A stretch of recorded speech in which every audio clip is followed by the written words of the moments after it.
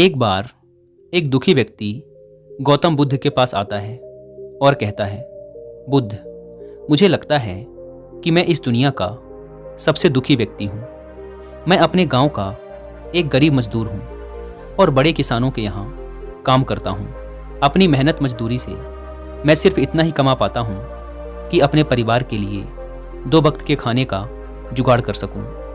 मेरे पास रहने के लिए एक अच्छा घर भी नहीं है और ना ही खेती करने के लिए ज़मीन का एक टुकड़ा।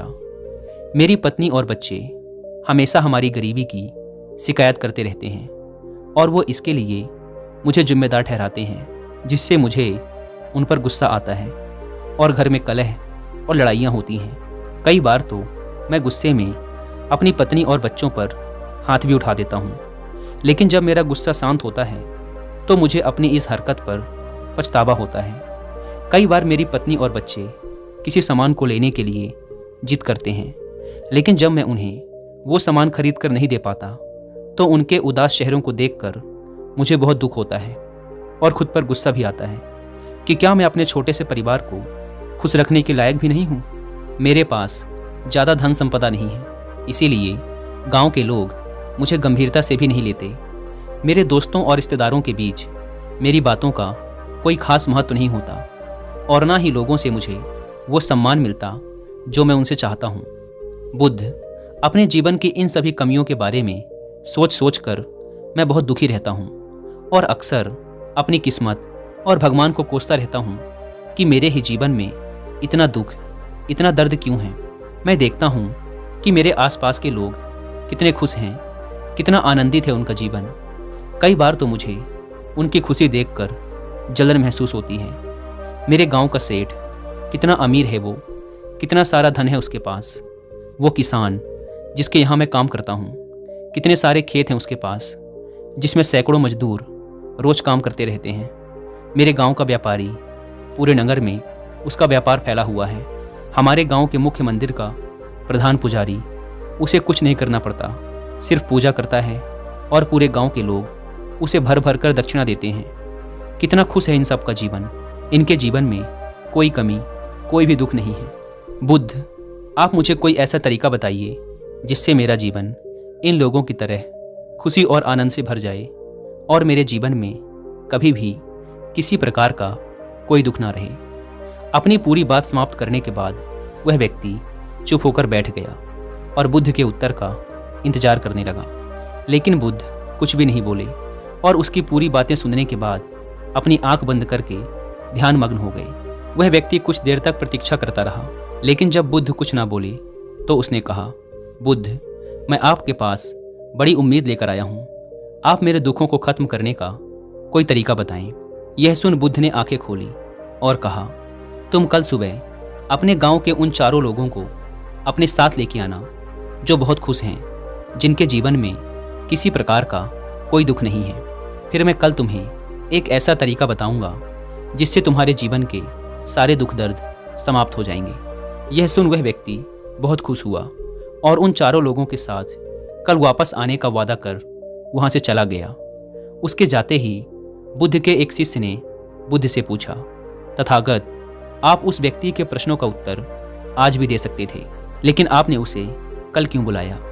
बुद्ध ने कहा, क्योंकि सिर्फ मेरी बातों से उसका नज़रिया नहीं बदलने वाला था। जीवन के प्रति उसके नज़रिए को बदलने के लिए उन 4 लोगों का यहाँ होना जरूरी है, जिन्हें वो सबसे खुशहाल इंसान समझता है, जिनके लिए वो मानता है कि उनके जीवन में किसी प्रकार का कोई दुख नहीं है। दोस्तों, यहाँ पर गौतम बुद्ध ने जीवन के प्रति हमारे नज़रिए की बात की है कि अपने लाइफ के प्रति हम कैसा एटीट्यूड रखते हैं। अगर हमारा एटीट्यूड पॉजिटिव है तो हम खराब से खराब परिस्थिति में भी खुश और शांत रह सकते हैं, और इसका उल्टा भी उतना ही सही है। एटीट्यूड की पावर को और डिटेल से समझने के लिए आप कुक्कू एफएम पर attitude is your super power book की हिंदी में बुक समरी भी सुन सकते हैं। जिनको नहीं पता, कुक्कू एफएम इंडिया का सबसे बड़ा ऑडियो बुक प्लेटफॉर्म है, जहां पर आप 10,000 से भी ज़्यादा किताबों को ऑडियो फॉर्म में सुन सकते हैं, वो भी अपनी मनपसंद लैंग्वेज में।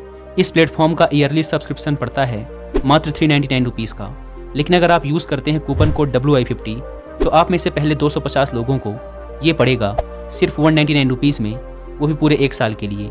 ऐप को डाउनलोड करने की लिंक भी आपको डिस्क्रिप्शन एंड फर्स्ट कमेंट पर मिल जाएगी।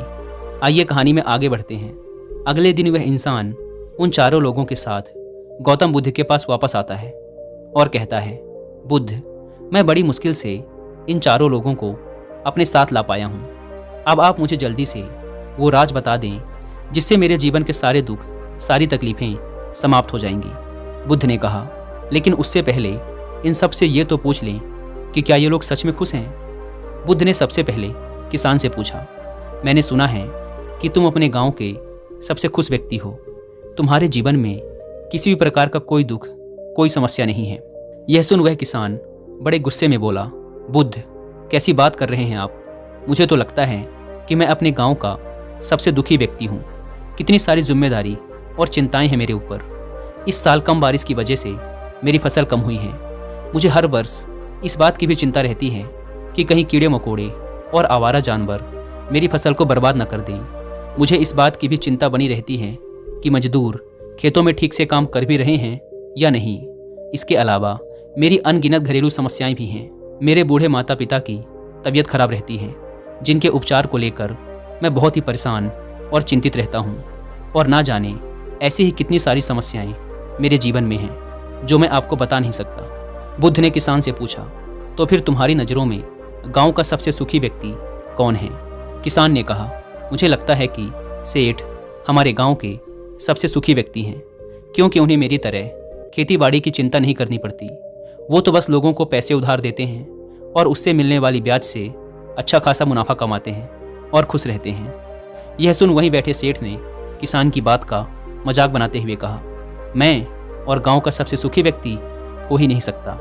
मुझे तो लगता है कि पूरे गांव में सबसे झंझट वाला काम मेरा ही है। मेरा पूरा दिन पैसों का हिसाब किताब करने में निकल जाता है।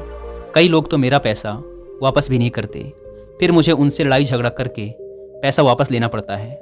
सारे चोर लुटेरों की नज़र हमेशा मेरे धन में ही रहती है, इसीलिए हर समय मेरे प्राणों पर संकट मंडराता रहता है। मुझे अपनी और अपने धन की सुरक्षा के लिए कई सारे लठबाजों को हमेशा ही किराए पर रखना पड़ता है। वो हर समय मेरे साथ रहते हैं। मैं कहीं बाहर अकेले स्वतंत्र रूप से घूम भी नहीं सकता। पूरा गांव मुझे मन ही मन लुटेरा मानता है कि मैं गरीबों को लूटता हूँ। इसीलिए सारे गरीब और मजदूर मुझे अपना दुश्मन समझते हैं। और ना जाने ऐसी कितनी ही सारी समस्याएं मेरे जीवन में भरी पड़ी हैं कि बताने के लिए दिन कम पड़ जाए। इसीलिए बुद्ध, मैं अपने गांव का सबसे सुखी व्यक्ति नहीं हूँ। मुझे लगता है कि व्यापारी हमारे गांव का सबसे सुखी व्यक्ति हो सकता है, क्योंकि वह तो बस किसानों और कारीगरों से सस्ते भाव में सामान खरीदता है और उसे महंगे भावों में बाजार में बेच देता है और बीच का मोटा मुनाफा कमाता है। यह सुन वहीं बैठा व्यापारी ऊंची आवाज में बोला, मेरे जितना मुश्किल काम शायद ही पूरे नगर में और किसी का होगा। मुझे कारीगरों और किसानों से सस्ते भाव में सामान लेने के लिए कितना मोल भाव करना पड़ता है। फिर उस सामान को बाजार तक ले जाने में कितनी सारी दिक्कतों का सामना करना पड़ता है। फिर उस सामान को ग्राहकों को बेचने के लिए उनसे पूरे दिन मोल भाव करना पड़ता है।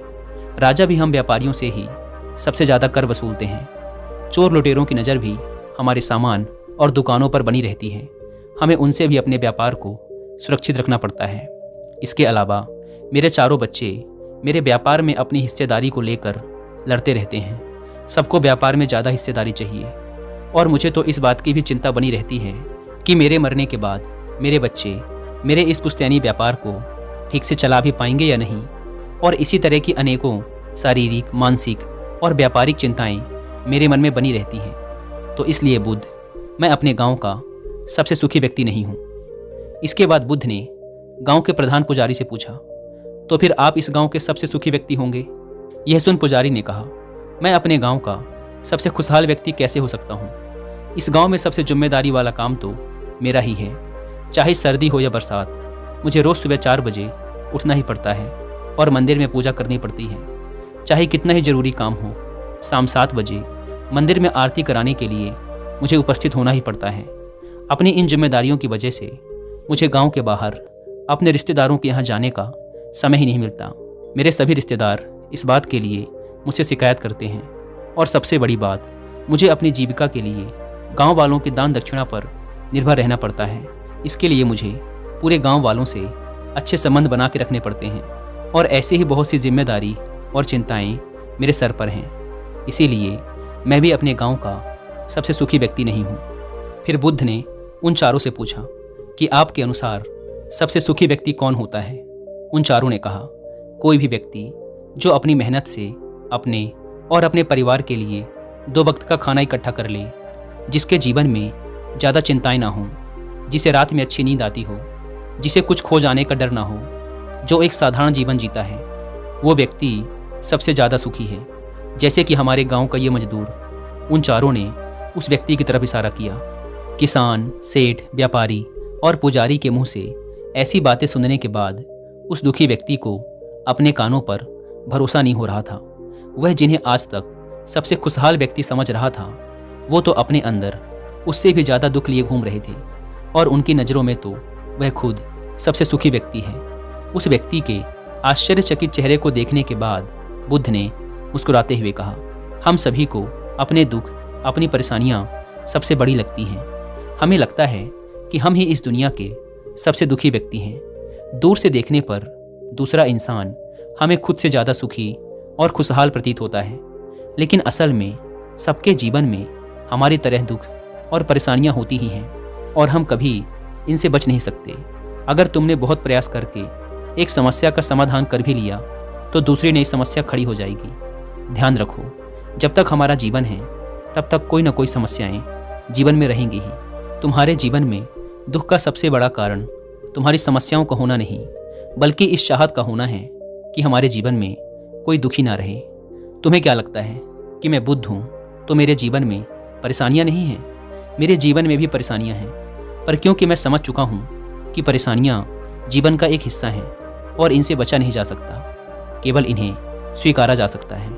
इसीलिए अगर तुम चाहते हो कि तुम्हारे जीवन में कोई दुख ना रहे, तो ये मान लो कि जीवन में दुख और परेशानियाँ तो रहेंगी ही, और जिस दिन तुमने ये स्वीकार कर लिया कि समस्याएं हमारे जीवन का एक अभिन्न हिस्सा हैं, उस दिन के बाद से तुम्हें कोई भी परेशानी, कोई भी समस्या दुखी नहीं कर पाएगी। दोस्तों, उम्मीद करता हूँ कि आपको ये वीडियो पसंद आई होगी, और जाने से पहले एक बार फिर याद दिला दूँ कि कुकू एफएम ऐप पर attitude is your super power book की हिंदी में बुक समरी सुनना ना भूलें, और 50% डिस्काउंट के लिए आप WI50 कूपन कोड का इस्तेमाल भी कर सकते हैं। धन्यवाद।